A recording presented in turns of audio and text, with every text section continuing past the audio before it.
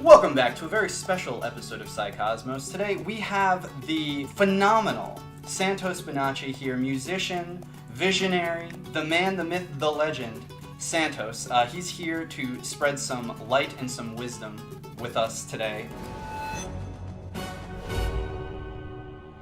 So Santos has actually been on YouTube for quite some time. He's been on YouTube for over a decade. He's been making content that has been geared towards spreading truth, wisdom about not only the human body, but also spirituality and connecting a lot of dots, which is extremely vital in an age of misinformation. So Santos, if you're ready, why don't you take us away, give us a little bit about yourself. Okay, so I'm a syncretist, and that means that I pertain to the ancient schools of thought, where everything was a oneness. And so syncretism's been the perennial philosophy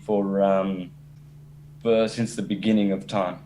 And it always is, and it always will be. It is the field of knowledge of mystical and spiritual levels and of scientific levels, which enables the individual to see how the unified mind sees the universe, not the divided mind. So the God mind. Yes. So syncretism enables to activate the God mind. Sometimes it happens in reverse, but usually awakening happens through knowledge, the other way around. Yeah, and when we started on our journey a few years ago, one of the things that we came across through our studies was Santos and his work. And I remember specifically the day we discovered your YouTube channel and your videos, which enlightened us to the point of sending us down this path in which we started our own channel, Psycosmos, in order to spread the truth. We were actually doing studies on the Yuga cycle, the 24,000 precessional cycle of the equinox. Basically, we got to a point where we were theorizing that there were essentially seasons of this cycle which were parallel with the destruction of certain civilizations on the planet that were basically resets. When we discovered Santos talking about these topics, it really enlightened us, and it blew up in our own mind. But one of the things that Santos actually pushed us through the best was the sacred secretion. And for those of you who might not know, who might not have seen our videos on our channel, the sacred secretion is a biological process that essentially enables you to enlighten yourself, and not only that, but connect to the universe in a much deeper way. What do you have to, I guess, share with us about your journey discovering the sacred secretion and discovering this ultimate human truth? Yeah, well, it's undeniable. All the scriptures have a spiritual protocol for sexuality. It's a guidance system to ascension through sex, which is a divine gift. So this is why spiritual people would go to seminaries to become priests and priestesses, because they needed to understand the sexual fluids in the seminaries, and how sacred and how pivotal and significant this role is in the process of ascension. Generally, the sex practiced of most common humans is that they ejaculate. Right. And even when they're not having sex for procreation, just for pleasure, for instance, romance. And so they misuse not only sex, but they misuse their bodies by doing so. Very destructive, because the more liquid you eliminate from your body, which is sacred fluid, cerebrospinal fluid it is, and a mix.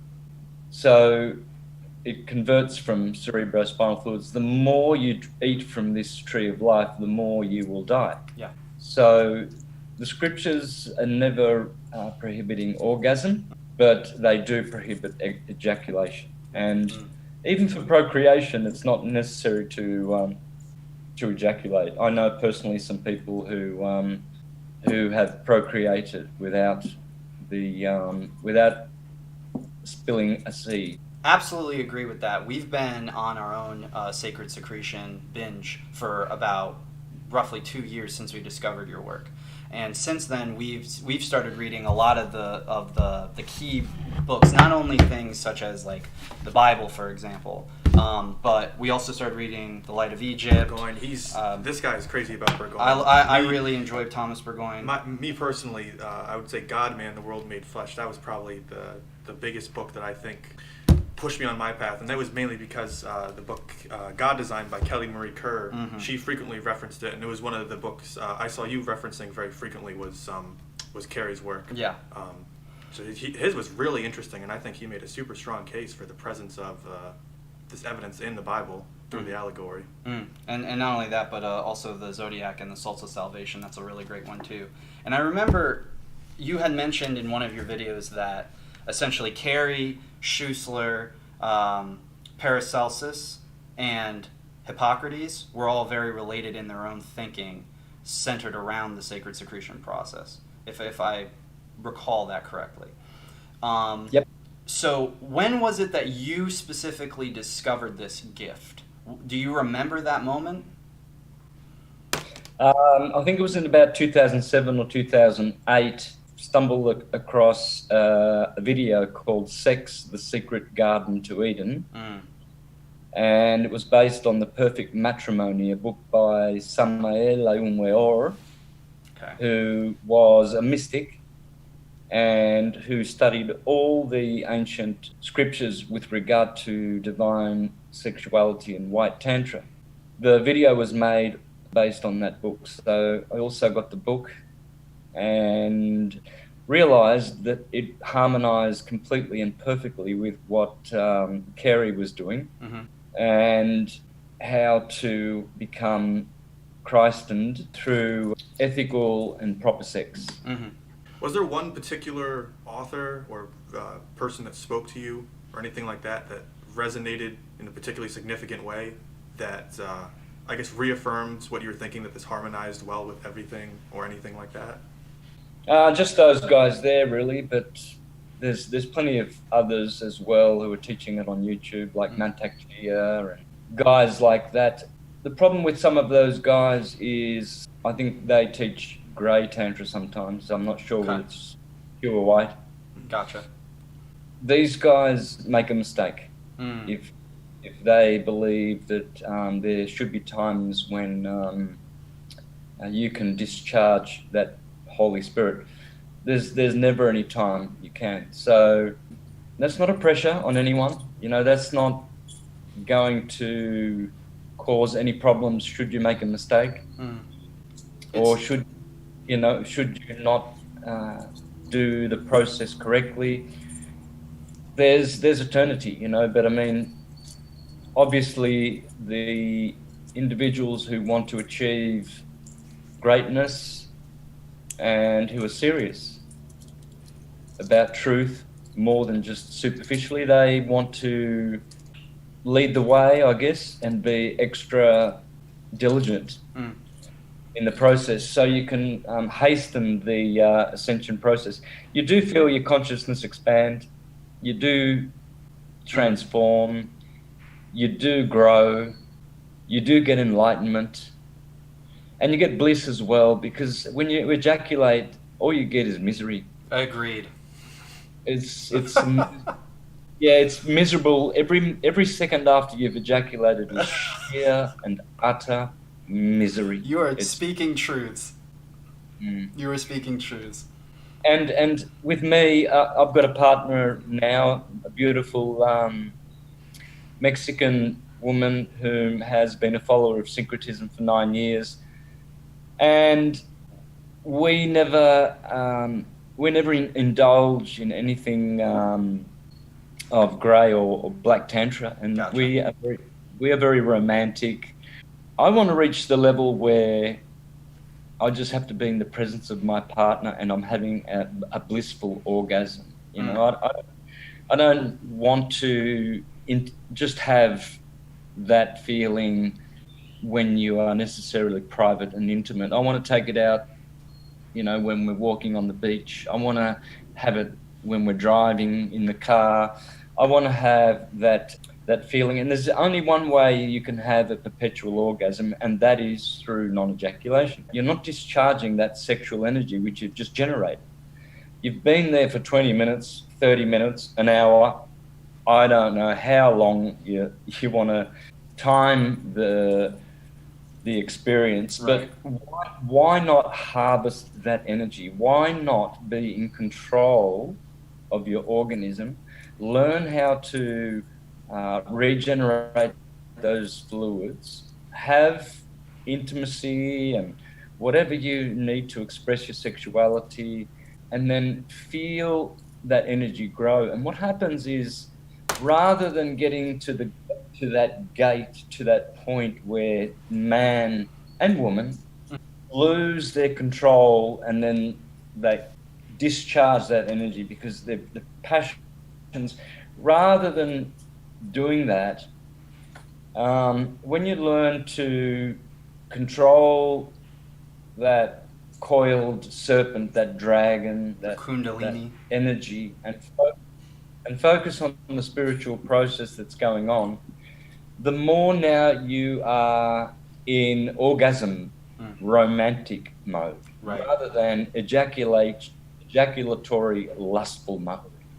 And this is why sex is so horrible in the world. The world practices sex which facilitates, enables, and supports the abortion industry, yep. the venereal disease industry, and the contraception industry. Mm-hmm. As well as the consciousness industry, if you want to think of it that way. I think all of our consciousness is under attack. It seems to contribute to a lot of misery in relationships, romantic or otherwise, as well. Unwanted children as well. Everything wrong. Yep. Everything wrong. Everything is wrong about ejaculation. It's all wrong. It's all wrong. Mm-hmm. As George Carey said in his book, you have only a certain amount of chrism, which gives you charisma, allocated at birth. So if you're going to go around and wasting that, as you do with your breaths, shallow breathing, you die earlier. We all know this. We only have a certain amount of breaths allocated at birth. And so that's why the ancients taught that if you breathe properly and slowly, you will live longer. And George Carey stipulated that the same is true with the chrism. Each one is born, has incarnated with a certain amount of sexual force in their field, in their sexual field. So people with strong sexual force, they have a lot of chrism allocated to them. Mm-hmm. But that doesn't mean that they should go squandering it. Polyamorous partners, for instance, they have nothing but ejaculatory sex, polyamorous people. So what they're doing is they're murdering their own bodies, spirits, and souls. Mm-hmm. And their minds. Yep. That's how dangerous it is. Yes. And that's why pornography is so popular, because it only contains lustful sex. There's no romance. Right. Mm-hmm. Right. You don't ever see like conversations going on. Right. No, you do not. Yeah. Drinking a cup of coffee and tea and candles and the spiritual, intelligent thought. Nope. All you see is like monkeys. Yeah, you're right. No. You're right. That it's really gross, honestly, and it completely defiles one of the hermetic principles of gender, which I think is extraordinarily under attack right now. The principle of the male and female duality, the existence of both, and the bridging of those, creating the hermaphroditic Hermes and Aphrodite combination to create the one God brain, as you had mentioned earlier. Santos, I have a theory, because I've read a lot of Carey's work, and I love Carey's work, and I wanted to run this theory by you. So after reading Manly P. Hall, Secret Teachings of All Ages, Thomas Burgoyne, Light of Egypt, we've read a lot of Carey's works. One of the things that I know Burgoyne and Manly P. Hall, and I know that you've mentioned Manly P. Hall on some of your videos before. I don't know how you feel fully about him, because I know some people are on the fence about him as a writer. But they harp on the importance of the spleen, and there's also a chakra that is named after one of the spleen itself. And Carey goes on to speculate about the cytophysical germ within the human body that is created through the sinking of the moon. And what I've noticed when I look into a lot of these different things is Manly P. Hall especially, he really loves the spleen. He loves to talk about the spleen. He says the spleen is one of the three major organs in the human body that helps create the torus field that we generate all throughout our lives. So after looking at the anatomy of the spleen, it seems as though about a fourth of it is created out of white pulp. It looks like a tree almost with little follicles. And then you further go and do research, and you find that the spleen is actually basically the central headquarters of our immune system. And it is the number one location that creates plasma cells, not blood plasma, but plasma cells, such as white blood cells and the like. My theory, because of the location of the spleen, because of the etymology of it, because of the anatomy of it, because of how it interacts when you overeat, how it interacts when you ejaculate, my theory is that this germ could potentially be made within the spleen, because that would essentially be Jesus within the baby, the manger of the child. Now, I'm not saying this is fact at all. I wanted to get your opinion on that, and if you have heard or read anything that might be similar, because I'm trying to locate, maybe I'm thinking about it in the wrong way, but I'm trying to locate where anatomically this energy could be generated. Yeah, the spleen's an interesting one. I know I've got a friend who doesn't have a spleen. Mm-hmm. So all those things you said, as you were saying those, I was wondering, I spent a lot of time with him, and he does martial arts. He's Scorpio. He's very athletic, very energized. Ruled by Mars, yeah. Yeah. So when he was young, they removed his spleen. Okay. He's so pissed off about that. It's not funny. He's like really, really angry. But I don't see any vitality lost. I don't see that he's lost any hope of raising the chrism. Okay. I don't think any physical deformity should necessarily prohibit one from ascending and performing their function correctly in the ascension process. Okay, I agree with that. So because a lot of people write to me saying, "Oh, look, I'm missing a disc, my T11 or something." Yeah, in the spine. Or I don't have. I had an operation where I snipped my tubes or whatever it's called, the process, things like that. As long as you're breathing and you're conscious, I think evolution and ascension and raising the chrism is possible. Okay. I think the only way that it's not possible is through a bad, rotten heart of someone who is intent on going down the left-hand path, right, which is malicious. Yeah, it's dissension, not ascension. So, but as for the spleen, getting back to that, yes, I think it's one of the organs that produces the corpuscles, as Carey said, but there must be others. Yes. Because here's my friend Andrew, who doesn't have a spleen, and his other function, everything else in him works. So I think some organs share certain tasks, certain functions. Right, that is correct. So, I mean, we've got lots of sexual organs. We don't just have our genitalia. We have our eyes, our tongues, our lips, our mind. They can all stimulate. Our skin. They can all stimulate arousal. Right. Okay, so the same with the senses. Once upon a time, our eyes could smell. And our ears could see. That's awesome. Yeah. Once upon a time, the electricity was so pure through resonance in the golden age that the senses could do everything.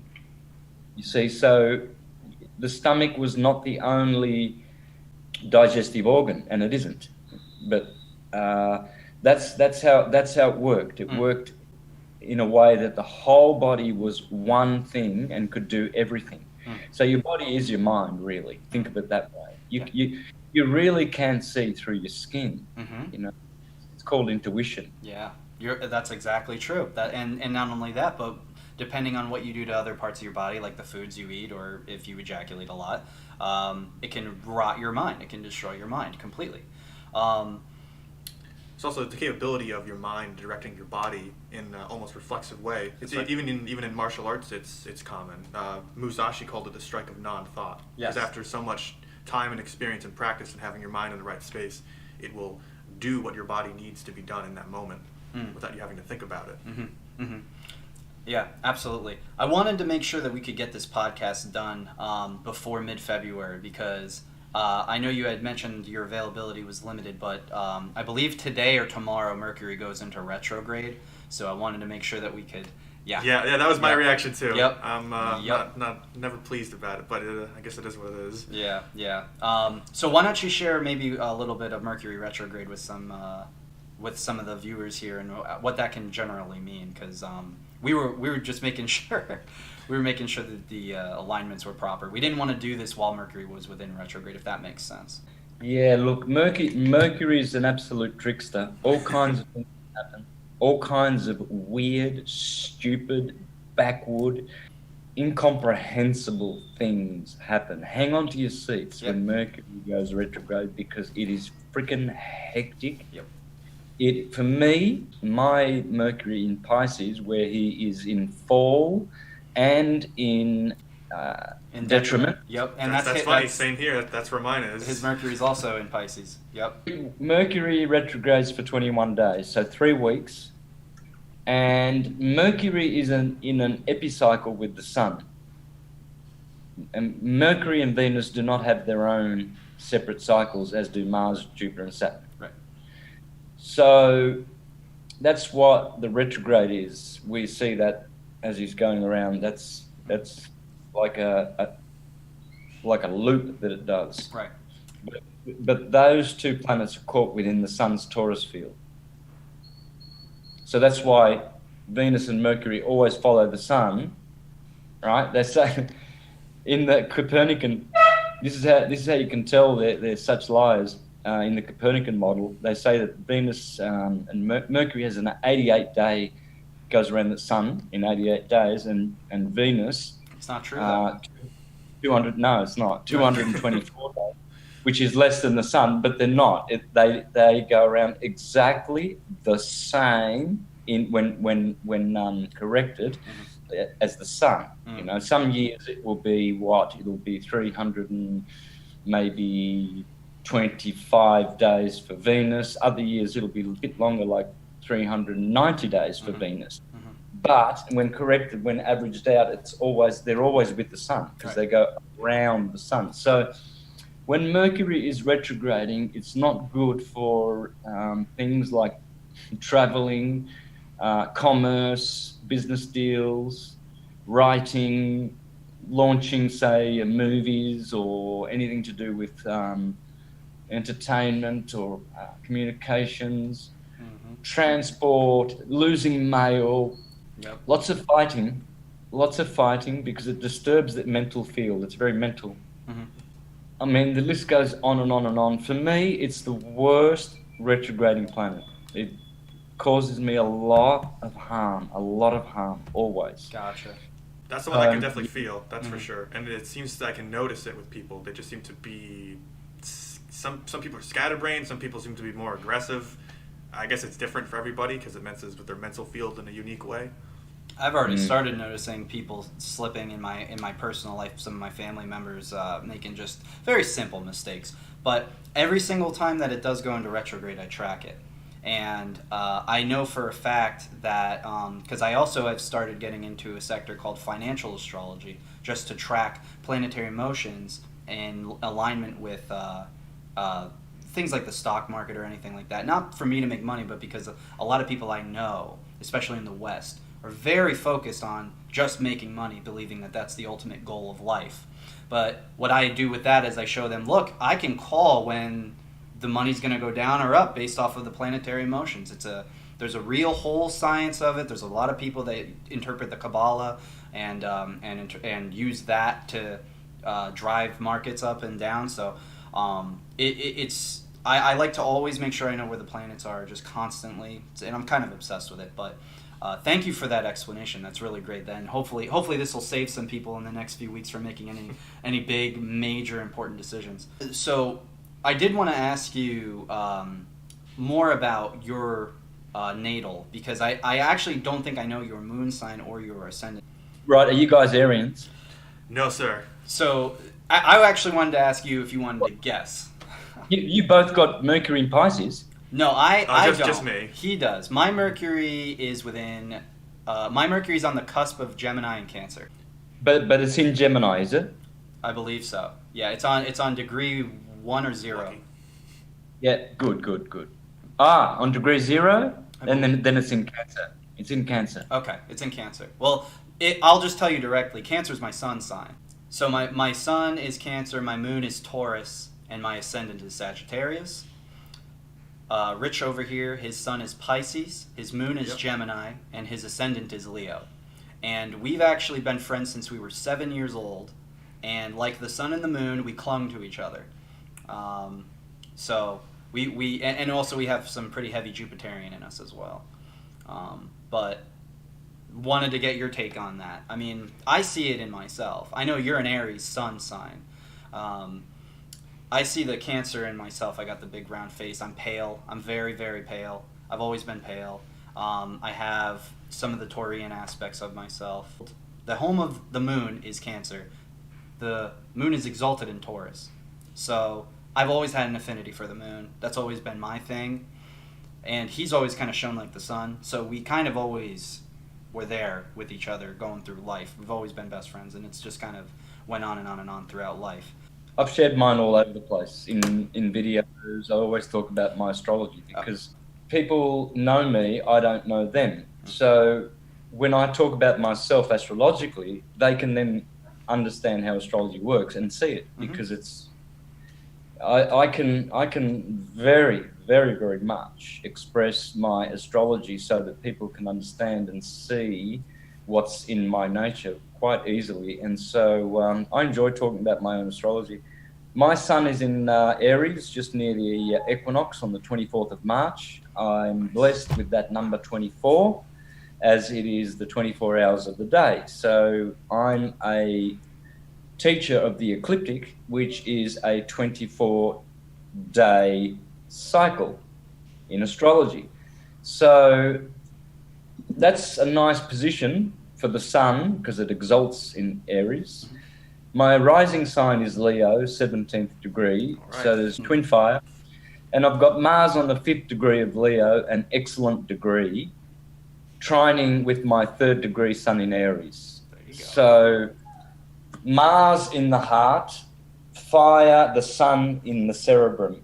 So you've got the two fires of Mars and sun reciprocating. That's called a reciprocation because the sun rules Leo, the heart, and Mars rules Aries, the cerebrum. Right. So that's a reciprocation, and that's what gives me, I believe, a great power in syncretism. Yes. Because when the mind, the lamb and the lion lay down together, the cerebrum and the heart chakra are connected, then, intuition and syncretism, logic and intuition come together. And my moon sign is Pisces. So the sun at the head, the moon at my feet, and my rising sign is at the heart level. So astrologically, I think that is a perfect combination for me. Because I see myself as a shepherd, as Arians always are. They're leaders, they're courageous, they're martial, they can be aggressive, they lead the way, they love to enlighten people. And Leo is the heart, and I've got a lot of passion in my heart with Mars in Leo. So that gives me Jesus, the Lion of the tribe of Judah. That gives me Jesus, the Lamb of God. Hiram Abif, or the Hiram above, and it gives me Jesus, the Fisher of Men, Pisces. And I love to go fishing. In fact, in my Jehovah's Witness days, when we used to go knocking on the doors for 30 years, I jokingly would say that I'm going fishing for men. So I have my feet shod for the good work, for preaching the truth. And I've got all the other signs all connected up. I have Jupiter and Mercury 1 degree apart in Pisces, as well as my moon in Pisces. I have Jupiter where he is in domicile, right next to my unfortunate Piscean Mercury, right next to it. Mercury's 26 degrees, Jupiter's 27 degrees. And Jupiter is my highest degree planet, therefore making him the ruler of my chart in many ways of interpreting the ruler of the chart. Mm-hmm. But in many other ways, Jupiter is the most prominent ruler of my chart. And the Sun with Leo rising, can't deny that. Mm-hmm. And I do have a strong Mars as well. Would you have any general tips or advice for people who are getting into astrology and trying to figure out what their natal chart might mean? Yeah, that's a great question, because I love how you, not only do I love how you explained your chart with such honor and grace about yourself, but it's a wonderful way for people at home to take this extremely seriously and look past the horoscope, not the original horoscope, but the horoscope BS that they try to propagate as like the legitimate astrology these days. What's the best way to explain to the people at home, I guess, to interpret their energies, if that makes sense? Just any tips for people to try to understand their natal chart, how they would go about really reading it without, getting sucked down these paths of horoscopes, pay to play natal charts, right. Buying advice from people, that sort of thing. Yeah. How to avoid all that. By watching my videos. Simple. There you go. Watching my videos where I do the sine wave and the torus field. Yes. On the whiteboard. Mm-hmm. So, because why? Because I'm speaking about how nature, electromagnetism works. Astrology is the science of electromagnetics. It's the only fully developed system of explaining how the universe works electromagnetically. I agree period. with that. Agreed. Yeah, that's why you have 4 elements. In ancient days, the Platonic elements were fire, air, water, and earth. Today, our quantum physicians tell us that they are solid, liquid, gas, and plasma. The Vatican system. Right. So start with that as a foundation, understanding that they are 4 frequencies. We live in a universe, a physical, phenomenal universe of 4 set frequencies. One is solid, earth. The other one is watery, liquid, moving. My body's moving because of hydrogen in my body. So, but my bones, that's solid. Gas, I'm breathing. The spark in my eyes that you can see, that's atomic plasma. My heart is beating by atomic plasma. That's fire, plasma. Plasma is in every atom. It's the core of every atom is a hyperbole. Yeah. That is plasma. Plasma is PLA, which PAL becomes POL, which is pole, polarity. Bol gets converted to pole. Mm-hmm. Polarity, pulse. There's another word. It's a plasma pulse. Plasma and pulse are the same word. Because that's what plasma does. That's where everything originates with fire, the spark. Yes. But it's the pulse, which is plasma. These are great explanations, Santos. Right. Yep. So when you understand those 4 fields for a start, right, then you look at your chart and you see, my sun's in Capricorn. So I must be of the solid frequency. What does that mean? Well, that means I'm pretty grounded, earth, practical, realistic, success-driven, earthy, grounded, solid, stable, reliable. Perhaps not all Capricorns are going to be how I'm describing, but that is the energy of Capricorn, because you have to remember there are 144 different Capricorns. Yeah, that's right. As there are 144 of each other sign. Because when you combine the moon, see, I'm an Aries with a Pisces moon. So there are 12 different fundamental Arians, because every Arian has been given a moon. Right. So that now changes the way the Aries archetype is expressed. Yes. Now it's conditioned by the moon. So that's one condition. The next condition is the rising sign. So there's 12 rising signs as well. I have a Leo rising. So in that way, when you multiply 12 moons by 12 risings against one sun sign, you get 144 That's right. variants of one sign. Mm-hmm.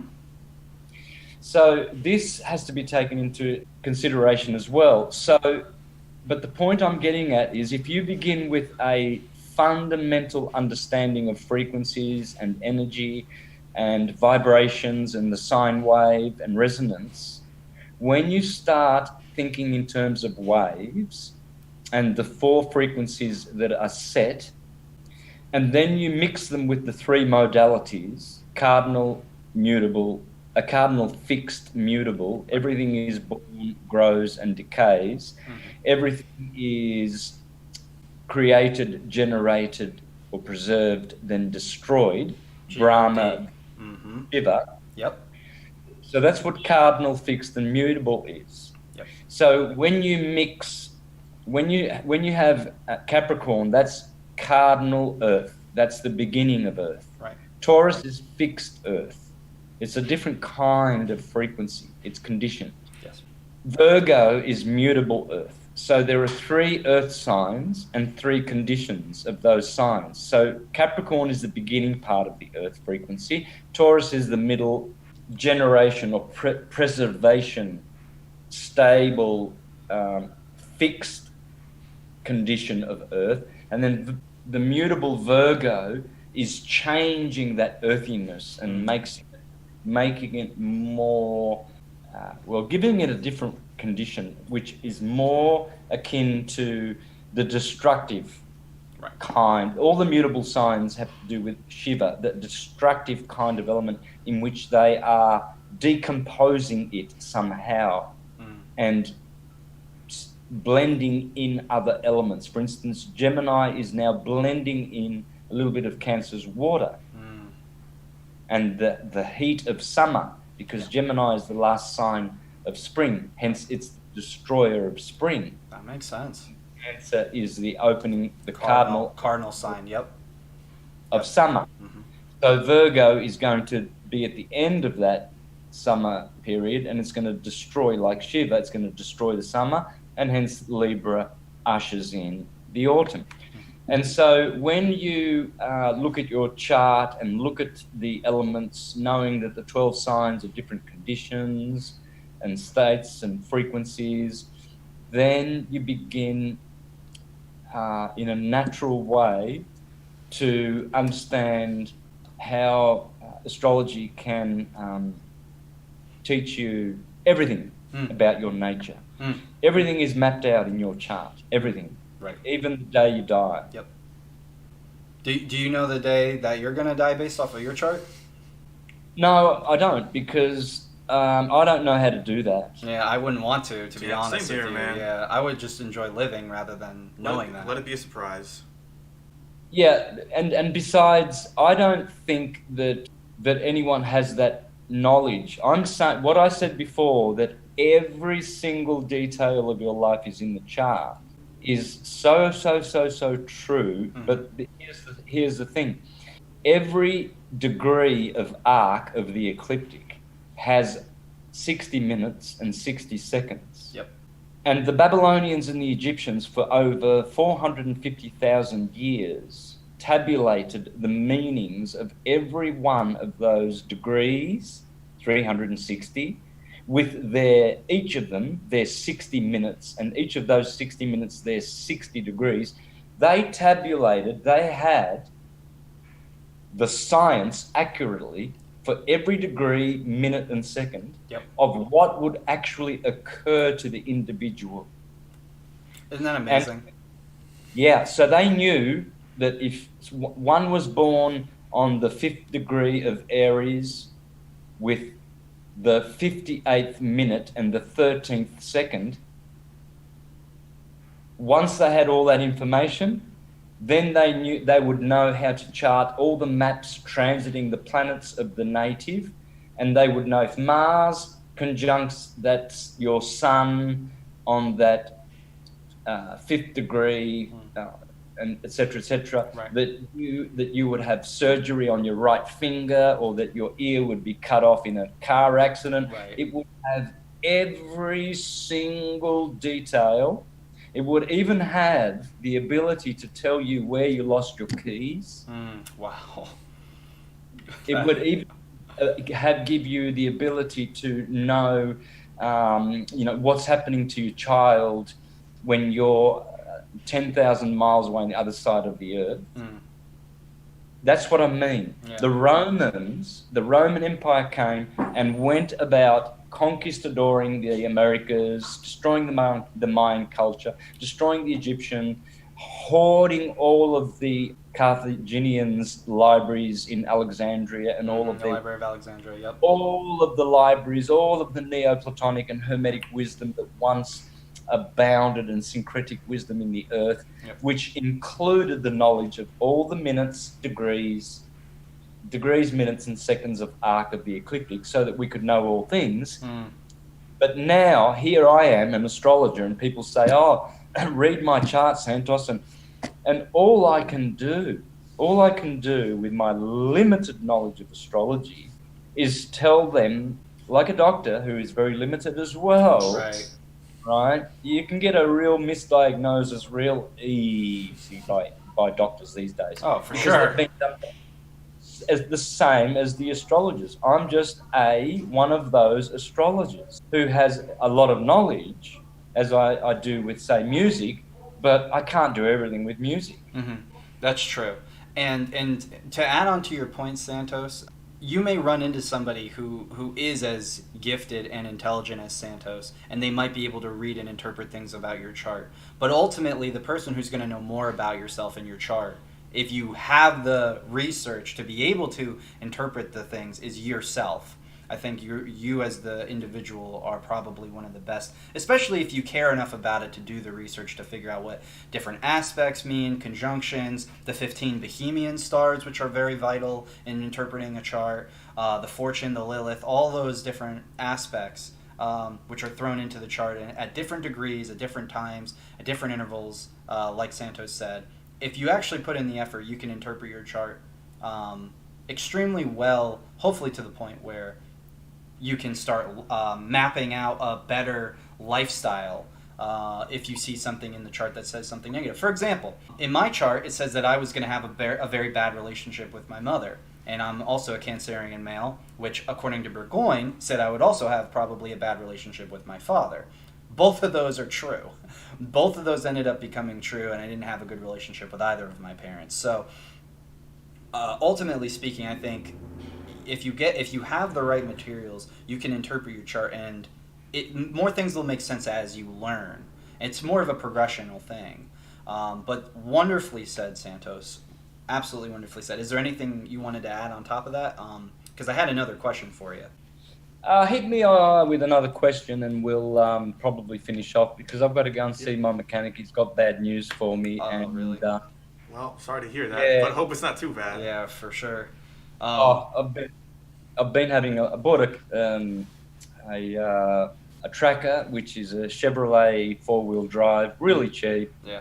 But it had a lot of problems with it, so I've spent so much money, and now he's giving me the bad news 2 days before I leave for Querétaro to go and do the Ojuelos Stones tour, which will be up on my channel. So we're going to go and see some ancient ruins and stones, and And so that's not good. So I'm going to have to do that because it's 4 p.m. He's only got another couple of hours till he's open. Have you ever, or do you know anybody, especially since you're in the Southern Americas right now? Have you experienced or know of anybody who's experienced ayahuasca or has taken DMT?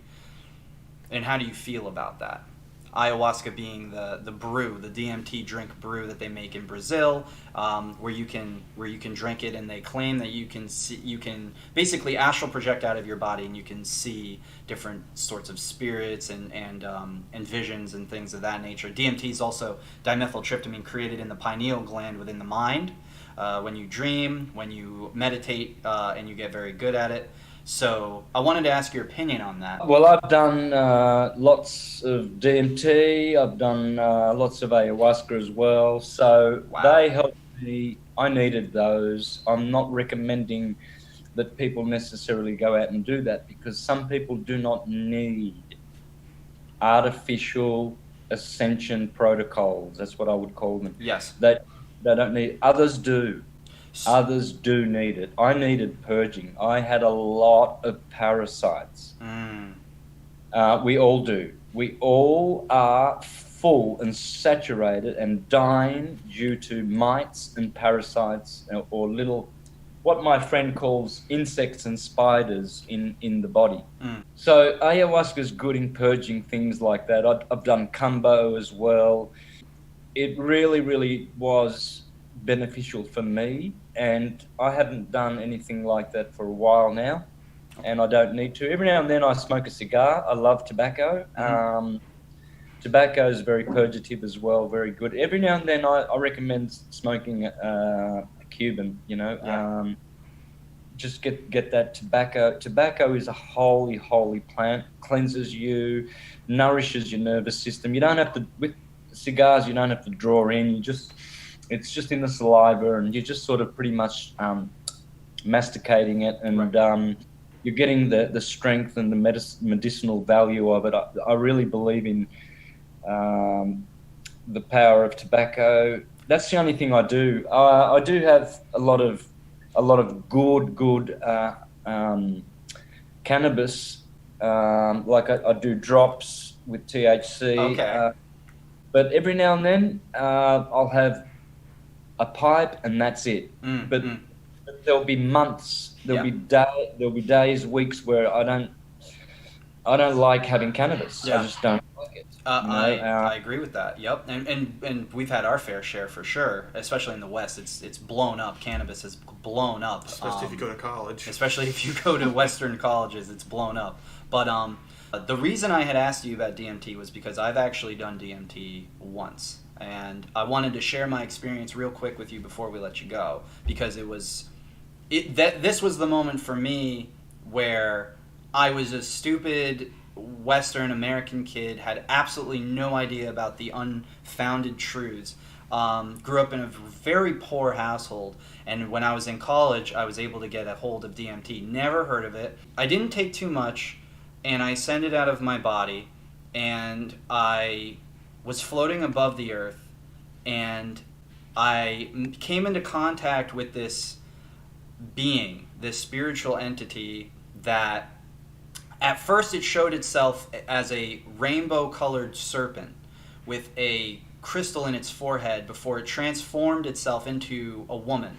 And I was sitting there, and she was explaining these truths to me. She was explaining that human beings have a power. That she was explaining that there's a deep-rooted subconscious of humanity in general that needs to be awakened. And she said if we didn't do it, that there could ultimately be a weaker force field around the earth because we act all as cells on her body.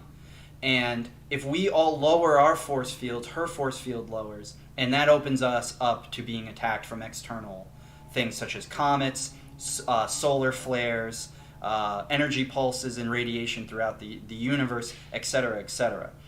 But that moment changed my life, and after that I was a completely different person, because I feel like it's tantamount to the sacred secretion process, and having more people understand just taking care of yourself, connecting to the universe, actually benefits all people on the planet. It's not just yourself. It helps us all become higher vibrational frequency. So I wanted to share that, and I wanted to get, if you had any opinions or interpretations, if you thought maybe I did meet something that was, trying to dissuade me, or maybe I met something that was trying to give me some hope and some positive information. How you were transformed is exactly what is going on with DMT. That's what exactly happens. It's healing. It's, if you allow it to be like a teacher, it will heal and purge and cleanse and transform you. Again, the individual must know and must be clean and holy when they do these things with good intentions. Yes. It's not always going to be good for everybody to rush off and do something like that. I really don't believe that. I think some people don't need it at all. So just want to put that out there. I did, and I did lots of stuff, and it blessed me, every one of them. I've never had a bad trip, never had anything. They've all been good, yeah. And they've all helped me on my part. But I think personally, I think I'm done with a lot of those things. I don't look forward to them much at all, like I used to. I'm getting that from my own natural self now. Well, thank you. I know that we've talked about doing ayahuasca together sometime in the future, but personally, I completely agree with that. I only did it the one time. I was very focused for many, many days before that, purged myself of my own negative emotions. I had a wonderful experience, and ultimately, I would say it changed my life. But I will agree with you 1,000,000% that people who take it generally probably don't need it, and if they do need it, they need to be in a very specific. You will never be able to take it if it's your first time going into it and expect anything to go the way that you want it to. It is a very different experience from living on this plane of existence compared to when you leave your body. And I don't think anybody's really ready for it until you actually experience it. But that to say, your point, not everybody needs to experience it. Somehow it fell into my lap. It fell into my lap through a very odd assortment of things. Somehow I got a hold of it, and when I did it, I had this extremely transforming experience, and I wanted to share some of that with you. But one of these days, Santos, one of these days when you're either in the States or if we're ever visiting you, we're going to have a cigar together. We'll sit around and we'll share stories and whatnot. But I know that we are wrapping up here on time, so I'm down to Mexico, man. It's the best place to hang out anytime, anywhere in the world right now. So okay, I'd recommend you head to Mexico. Anyone, I'm facilitating and helping a lot of people come here. I've probably had hundreds of people come to Mexico just on my recommendation alone, and I'm hanging out with people every day. Syncretists, Playa del Carmen, Puerto Morelos, Tulum, Cancun. It's just amazing here, the consciousness and everything. So if you want to do that, get a flight down to Cancun, and I'll look after you. If you say that, we will absolutely take you up on that, and we will keep in touch with you. And of course, we're not going to have a free ride or anything. We're going to bring our own cash, but we would absolutely take you up on that, and I'll personally buy whatever Cuban cigar you want. We'll sit on the beach or something, and we'll have a good time. All right. But thank you for watching. If you like this video, make sure you comment, subscribe. Please go subscribe to Mr. Astrotheology on YouTube. That's Santos bonacci. He is a visionary in the realm of metaphysics and spirituality, as well as good health. So please go follow him. And once again, if you like this, go like some of his videos. Go check out what he's doing. Thank you once again, Santos. If there's anything we could ever do for you, this means probably more than you think it does to us, because you, in our eyes, you're one of our heroes. So thank you very much. Thanks, guys. Much appreciated. Take care. Yep. Much love. Good luck to you. Happy travels. Much love to you as well.